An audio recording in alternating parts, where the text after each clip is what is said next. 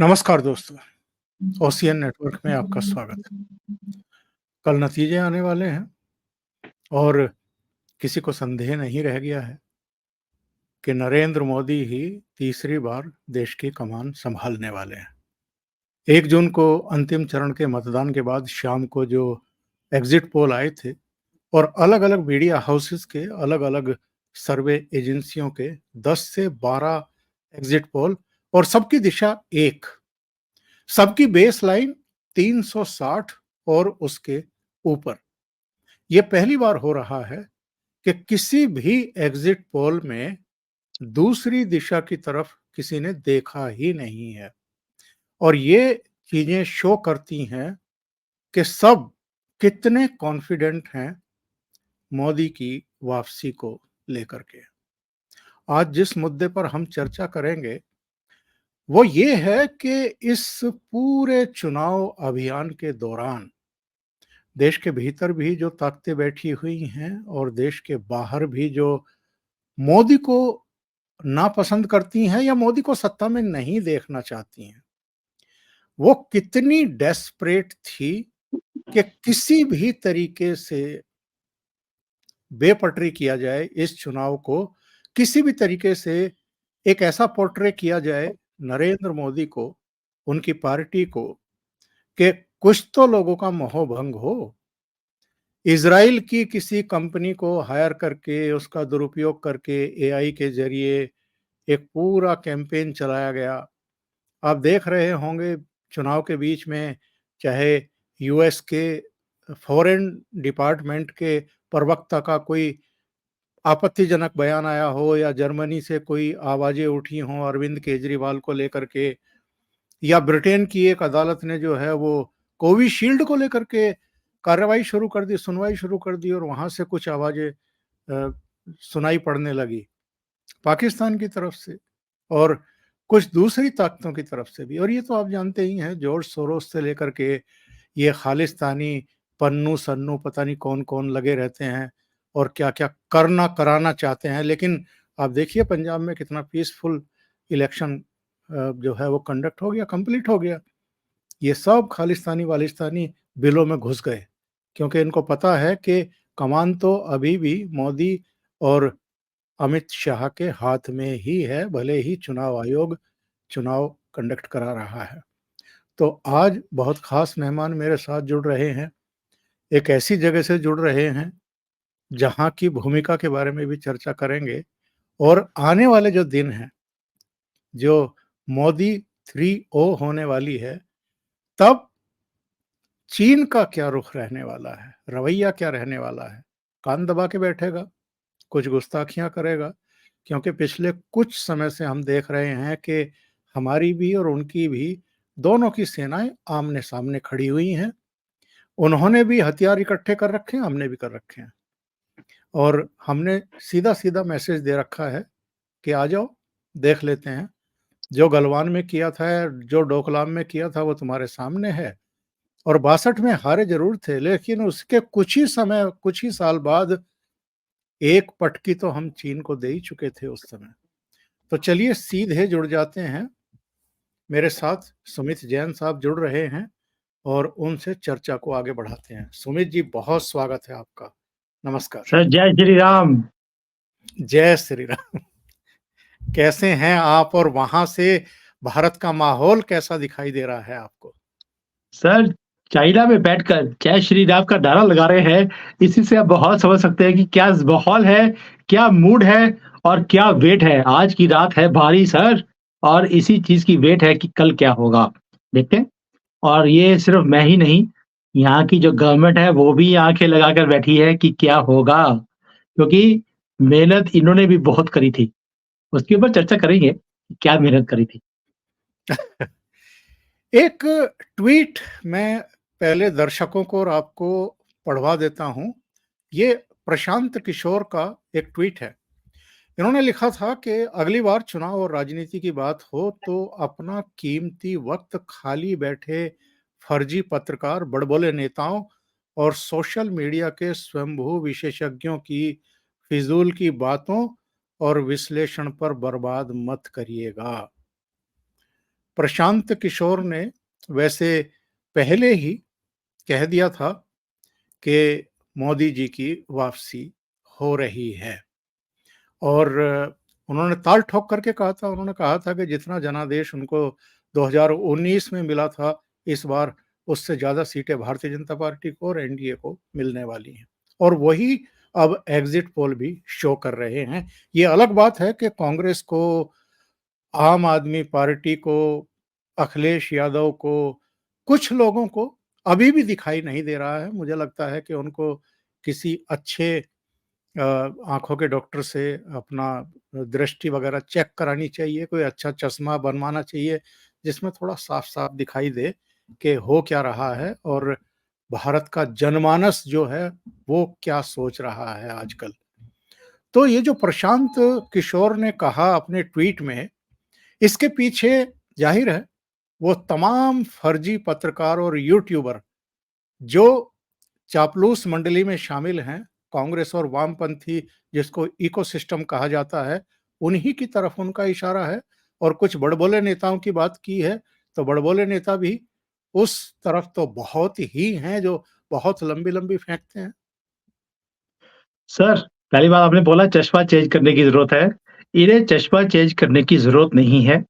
जो इनके आस-पास जिनका नाम लिया आपने चाटुकार, जो वहाँ पे उनके पास बैठकर ऐसे-ऐसे इन्होंने भ्रम फैलाए हुए हैं कि ये अगला प्रधानमंत्री तो उसी मोदी तो गए हो।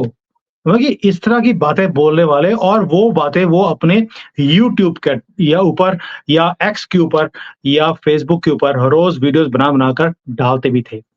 वो जो धूल है, जो उन्होंने थोकी इनके ऊपर, वो क्यों? क्योंकि पैसे मिलते थे झूठ बोलने के लिए।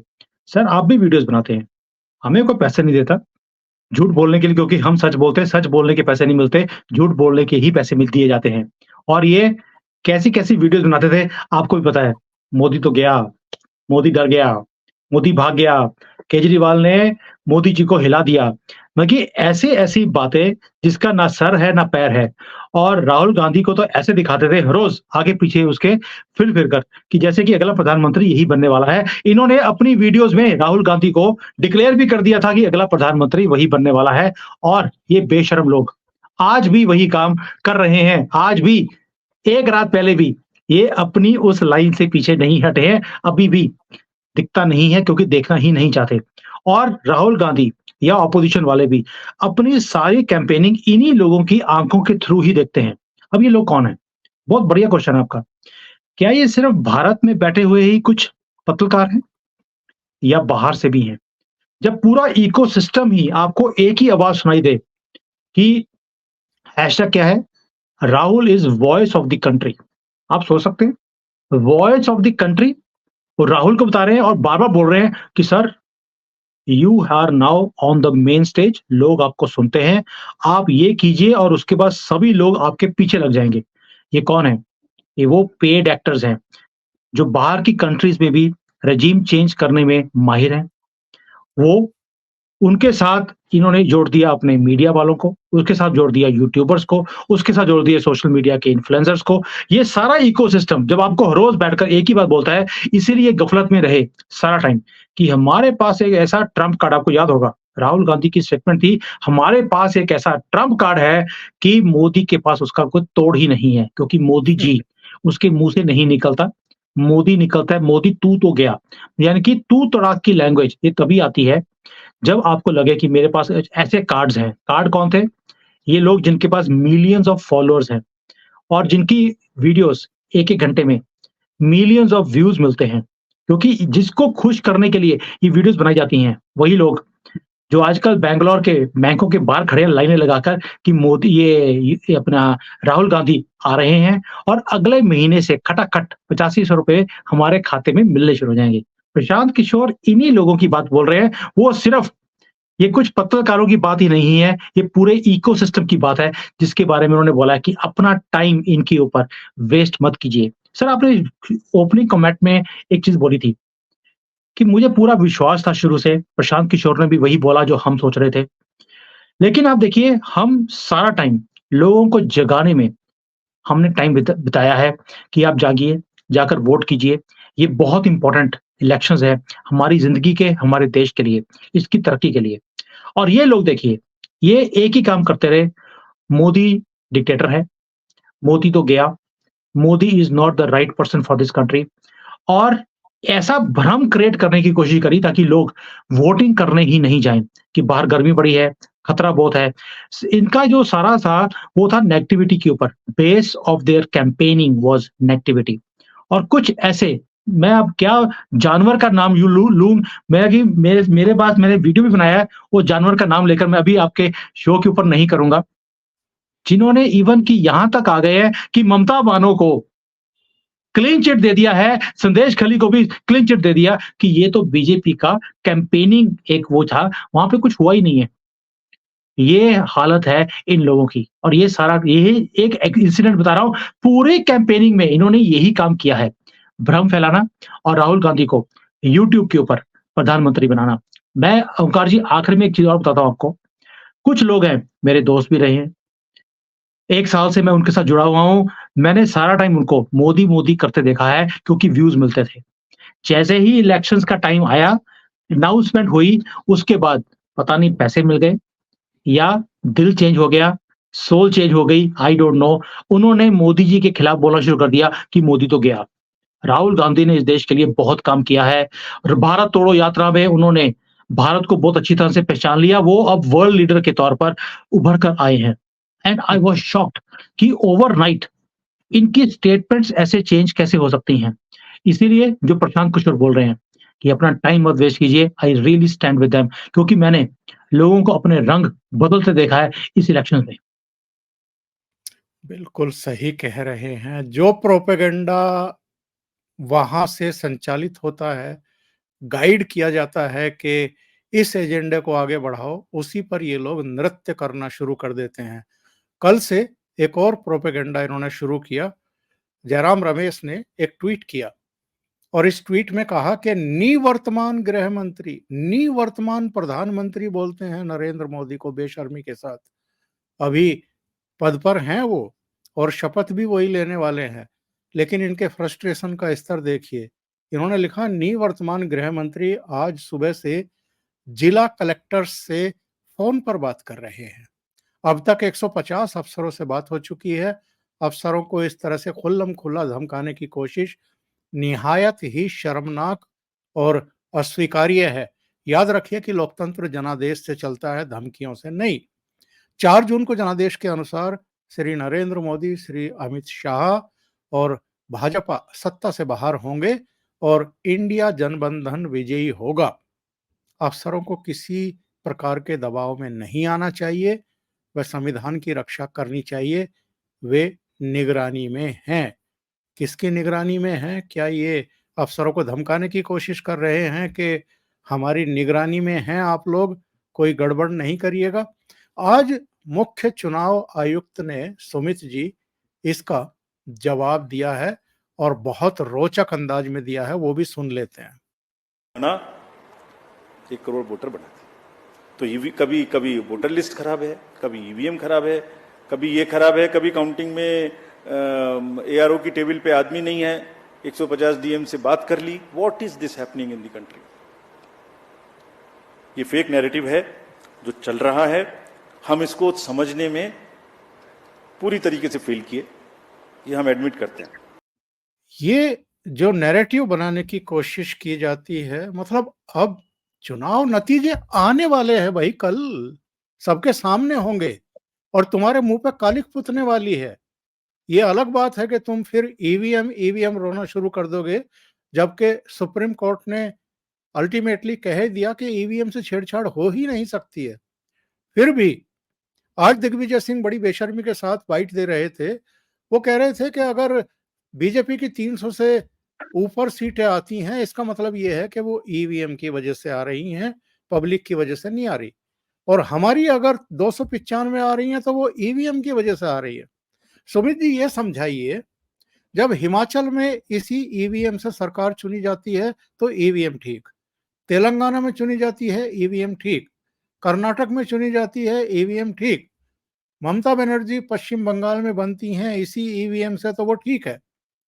लेकिन अगर राजस्थान में, मध्य प्रदेश में, छत्तीसगढ़ में भारतीय जनता पार्टी आ जाती है, ईवीएम का खेल। अगर नरेंद्र मोदी चुने जाते हैं देश के प्रधानमंत्री, ईवीएम से छेड़छाड़। ये क्या बदतमीजी है? सर, आपने बचपन से एक कहावत सुनी होगी, पप्पू फेल हो गया। और जब पप्पू से पूछते थे कि बेटा तू फेल कैसे हो गया, तो कहता था आउट ऑफ सिलेबस क्वेश्चन आ गया है। आपने एक बड़ी बात सुना होगा, नालायक बच्चों का यही हाल होता है, वही हाल कांग्रेस वालों का और ऑपोजिशन का भी है। जवाब देने के लिए कुछ है नहीं, उल्टी-सीधी ट्वीट्स इनकी तरफ से आ रही हैं और इनकी फ्रस्ट्रेशन इस लेवल तक है। जब ये इन्होंने बोला अमित शाह एंड मोदी जी के लिए, ये तो आउटगोइंग होम मिनिस्टर एंड प्रधानमंत्री हैं। मैं ये पूछना चाहता हूँ कि इन्होंने बोला कि अधिकारियों को धमकाया जा रहा है, जबकि बात सिर्फ इतनी थी कि ये लोग आग लगाने की बात कर रहे हैं पूरे देश में, ईवीएम्स को तोड़ने की बात करते हैं, हम जनतंत्र की बात करते हैं, ये जिसको बोलते हैं कि भीड़ तंत्र की बात करते हैं कि भीड़ में जाएँगे और आग लगा देंगे पूरे भारत में, जहाँ-जहाँ बीजेपी जीत रही है। ये जहाँ पर बीजेपी जीत नहीं रही, वहाँ नहीं कर रहे, जहाँ पे जीत रही है, वहाँ पे करने की ये पूरी कोशिश है। इन्होंने अपने कार्यकर्ताओं को ट्रेनिंग तक दे दी इन चीज़ों के लिए। तो धमका कौन रहा है? मोदी जी और अमित शाह या ये खुद? ये हमें भी दिखता है कि क्या हो रहा है। और धमकाने की बात ही अगर करनी है, तो राहुल गांधी की स्टेटमेंट भी है कि 4 जून में अगर मोदी जी जीते ईवीएम में मैच फिक्सिंग के कारण, तो इस देश में आग लगने जा रही है। तो धमकाने की बात शुरू किसने करी थी? आपने। हम तो सिर्फ देश को बचाने की बात कर रहे हैं और अमित शाह ने भी उसी कड़ी में ये सारी बातें करी हैं। As far as EVM is concerned, Omkar ji आपने बोला कि जब ये जीतते हैं तो ईवीएम ठीक होता है, जब हारते हैं तो ईवीएम खराब होता है। ईवीएम क्या मोदी जी लेकर आए थे? इनकी अपनी दादी ही लेकर आई थी। She was the first one जिन्होंने इंट्रोड्यूस ईवीएम को किया था। दैट मीन्स अब ये गालियाँ अपनी दादी को देंगे ईवीएम को इंट्रोड्यूस करने के लिए। तो मुझे लगता है सबसे पहले इनको अपना डीएनए चेक करा लेना चाहिए कि ये आए कहाँ से हैं और ये गालियाँ किसको दे रहे हैं, मोदी को नहीं, अपनी ही दादी को। गालियाँ देने के ऊपर उतारू हो गए हैं क्योंकि सत्ता इसके हाथ से। अलावा इसके अलावा सुमित जी, 2014 में जब मोदी चुने गए थे, तब प्रधानमंत्री कौन था? किनके नेतृत्व में चुनाव हुआ था? कांग्रेस की ही सरकार थी, यूपीए की ही सरकार थी, मनमोहन सिंह बिल्कुल, प्रधानमंत्री थे। बिल्कुल सही कह रहे हो कि 14 में भी जीते हैं, ये हारे हैं, उनकी सरकार के अंडर ही हारे हैं। सर, प्रॉब्लम एक ही है, राहुल गांधी को किसी ने बता दिया है कि इस कुर्सी के ऊपर अगर कोई हकदार है, वो तुम हो। वो किसी और को ना देख सकता है क्योंकि बचपन से एक ही चीज़ सीखी है, ये कुर्सी बेटा तेरी है। और पुत्र मोह में क्या कुछ किया गया है, कितने पैसे, अरबों रुपए बहाए गए हैं इसको प्रधानमंत्री बनाने के लिए। अब उसका जो सपना टूटता हुआ सामने दिखता है, तो उसका और उसकी पूरी टीम का, वो हमारे सब जग ज़ाहिर है, ये क्या हो रहा है। और धमकाने वाली बात, हम धमकाने के ऊपर मैं दोबारा आता हूँ। ओंकार जी, पूरा कैंपेनिंग इनका धमकाने में ही लगा रहा, पूरा कैंपेनिंग। कोई डेवलपमेंट की बात नहीं, अगर मोदी आएँगे, संविधान चेंज हो जाएगा। भई आप करेंगे, आप कुर्सी पे आएँगे, आप 100 बार संविधान चेंज करेंगे तो कोई दिक्कत नहीं है। मोदी जी के पास तो पूरा बहुमत 2014 से लेके 24 तक था। कौन-सा संविधान चेंज कर दिया? कोई भी नहीं। तो ये जो डराने वाला काम है, तुष्टीकरण का काम है, वही तुष्टीकरण की धूल इनकी आँखों के ऊपर पड़ी हुई है, जिसके कारण इन्हें कुछ दिखता ही नहीं है और ये देखना चाहते भी नहीं है। मुझे लगता है कि ये भी हमारी खुशनसीबी है ओंकार जी। ये धूल चटी हुई जो आँखें, ये चश्मे डाल के बैठे हुए हैं, इन्हें दिखता नहीं है और ये उसी में रहें, उसी गफ़लत में रहें, ये हमारे लिए उतना ही अच्छा है क्योंकि आज तो 2024 जीतने वाले हैं। इसके बाद 29 भी जीतेंगे और 34 भी जीतेंगे और ऐसा ही देश की तरक्की हम देखते रहेंगे। मैं आपको एक चीज़ बताता हूँ, मैं दुश्मन कंट्री में बैठा हूँ, आप तो फिर भी अपने देश में बैठे हैं। आपको चीज़ें डिफरेंटली दिखती हैं। जब आप दुश्मन कंट्री में बैठते हैं तो आपको पता लगता है कि भई यहाँ पर माहौल क्या है और भई दुश्मन कंट्री का हाल ये है कि वो बेहाल है, कि मोदी आ रहे हैं, 2 बार ऑलरेडी धूल चटा चुके हैं इनको, नाक में से खून निकाला था बॉर्डर के ऊपर और अभी तक वो खून सूखा नहीं है, इतनी बुरी तरह से मारा गया है।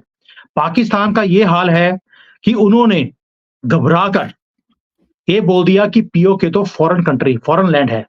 आप घबराहट का हाल देखिए, आलम देखिए कि चीन घबराया हुआ है, हमारे बॉर्डर पर घबराहट में प्लेन तक खड़े कर दिए हैं उन्होंने हमारे नॉर्थ के बॉर्डर के ऊपर। और पाकिस्तान ने पीओके को, जिसके ऊपर 75 साल से लड़ाई कर रहे हैं हमारे साथ, उसको फॉरेन कंट्री बता दिया है, फॉरेन लैंड बता दिया।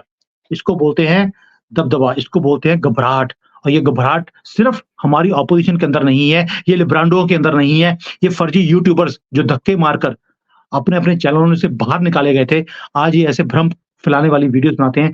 ये इन्हीं को घबराहट नहीं है, घबराहट हमारे दुश्मनों को भी है। और ये डर बहुत अच्छा है, मोदी जी हमेशा बोलते हैं, ये डर अच्छा है। मैं चाहता हूँ ये डर बढ़ता रहे, ये कम ना हो। एक बाइट सुनते हैं प्रधानमंत्री नरेंद्र मोदी की नाविका के साथ बातचीत में उन्होंने क्या कहा था। जो तीव्रता है, इसकी उम्र 4 जून तक है। 4 जून के बाद न उनकी हैसियत होगी, न उनका हौसला होगा। सिर्फ और सिर्फ मेरे देश की ताकत होगी, मेरे देश का सामर्थ्य होगा, मेरे देश के लोकतंत्र का सामर्थ्य होगा, मेरे देश के 140 करोड़ नागरिकों का सामर्थ्य होगा। और दुनिया भारत के लोकतांत्रिक सामर्थ्य को नए सिरे से देखना शुरू करेगी। बहुत स्पष्ट शब्दों में इन सबको संकेत दिए हैं मोदी जी ने। सर, आप देखिए कैंपेनिंग जो थी 3-4 महीने की, वैसे तो 3-4 महीने का कैंपेनिंग यहाँ थी, लेकिन कैंपेनिंग फॉरेन कंट्रीज़ में बहुत पहले शुरू हो गई थी। वहाँ पर ऐसी-ऐसी टूल किट्स, पहले तो हमारे ही यहाँ के नौजवान जो नेता हैं, वो जा-जाकर बोलते थे कि भई आप टूल किट्स क्रिएट कीजिए, इंटरफेयर कीजिए, इनकी सरकार को गिरा दीजिए, हमें ले आइए और हमारे से जो करवाना है करवा दीजिए, ये मैं क्यों बोल रहा हूँ। इन्होंने वहाँ जाकर ये भी बोला था कि भारत की जो गवर्नमेंट है, प्रेज़ेंट मोदी गवर्नमेंट, ये बहुत ज़्यादा इगोइस्टिक हो गई है, किसी की बात सुनती नहीं है। आपने बोला था तेल मत खरीदो, ये तेल खरीदी जा रहे हैं। आपने बोला S-400 मत खरीदो, इन्होंने खरीद लिया। ये किसी की बात नहीं सुनते। हमें ले आइए, हम तो पहले भी सुनते रहे थे, आगे भी सुनते रहेंगे, आगे जाकर भी। तो एक तो ये टूल किट्स इन्होंने उनको बोला कि भैया आप हमारे कंट्री में इंटरफेयर कीजिए। उनकी तो हिस्ट्री ही है दूसरे कंट्रीज़ में इंटरफेयर करने की। कहाँ पर? जहाँ पर गवर्नमेंट इनकी बात, फॉरेन पावर्स की बात नहीं सुनते, वहाँ पर इंटरफेरेंस का इनका इतिहास है बहुत लंबा। और आपने 10 सालों में ओंकार जी एक चीज़ देखी होगी, मोदी बिल्कुल जी ने सही किसी की कह परवाह रहे नहीं हैं। करी, किसी की परवाह नहीं करी, एक ही काम किया, मुँह तोड़ जवाब दिया। और जयशंकर जी जिस तरह से जवाब देते थे, इन लोगों को बर्दाश्त ही नहीं था कि हमें हमारे मुँह के ऊपर, हमारे देश में आकर कोई इस तरह से जवाब दे। तो इसीलिए ये सारे टूल किट्स बनाए गए और मोदी जी ने उसी के ऊपर इशारा किया है। सिर्फ हमारे देश में नहीं, जो देश के बाहर भी ये ताकतें बैठी हैं, जो मुझे और मेरे देश को नीचे दिखाने में लगी रहती हैं। इनकी जो इकोसिस्टम है, इसकी जो जिसको बोलते हैं लाइफ है, वो सिर्फ 4 जून तक है। उसके बाद इनका वजूद खत्म हो जाएगा और इस बार मुझे पूरा विश्वास है, ये सारे के सारे लोग, ये या तो देश छोड़कर भागेंगे या ये चक्की पीसेंगे, जैसे एक नटवर लाल ऑलरेडी पहुँच चुका है। आपका आकलन बिल्कुल 100% सही है और मैं इससे पूरी तरह सहमत हूँ। देखिए मोदी जी ने क्या कहा था दिल्ली की एक रैली में संबोधित करते हुए। गौर भ्रष्टाचारी भी है। ये वो लोग हैं जिनके पास से नोटों के पहाड़ निकल रहे हैं। ये लोग रंगे हाथ पकड़े जा रहे हैं। झारखंड हो, पश्चिम बंगाल हो, सब जगह इनका भ्रष्टाचार खुलकर सामने आ रहा है। यहां दिल्ली में तो हम कट्टर भ्रष्टाचारियों का खेल देख रहे हैं। इन लोगों ने दिल्ली के लोगों को लूटने का कोई मौका नहीं छोड़ा। जो लोग राजनीति बदलने आए थे, आज वो लोग दिल्ली के साथ सबसे बड़ा विश्वासघात करके बैठे हैं।